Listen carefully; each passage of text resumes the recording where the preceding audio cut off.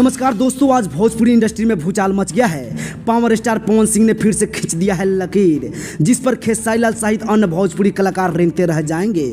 ऐसा मैं क्यों बोल रहा हूं? क्योंकि आज सुबह सुबह पवन सिंह का एक गाना रिलीज हुआ है, जिस गाने का टाइटल है तू हमार देखा हम तोहार देखी। इस गाने को देखकर खेसारी लाल यादव आज चल गए हैं कोमा में, क्योंकि ये गाना मात्र 3 घंटे में 3 मिलियन व्यूज से पार है और पूरे वर्ल्ड में ट्रेंडिंग नंबर 1 पे ट्रेंड कर रहा है। बहुत बड़ी बात है हमारे भोजपुरी गानों के लिए। दोस्तों, पवन सिंह का एक गाना हॉलीवुड बॉलीवुड जैसे अन्य गानों का रिकॉर्ड तोड़ दिया है। दोस्तों, वहीं पर आज खेसारी लाल यादव का भी एक गाना रिलीज हुआ है, जिस गाने का टाइटल है चूमा हकी विटामिन। ये गाना मात्र 7 लाख व्यूज में ही समेट के रह गया है। दोस्तों, आज साबित हो गया कि असली ट्रेंडिंग स्टार कौन है। दोस्तों, आप सभी ने तो पवन सिंह और खेसारी का एक गाना सुना ही होगा।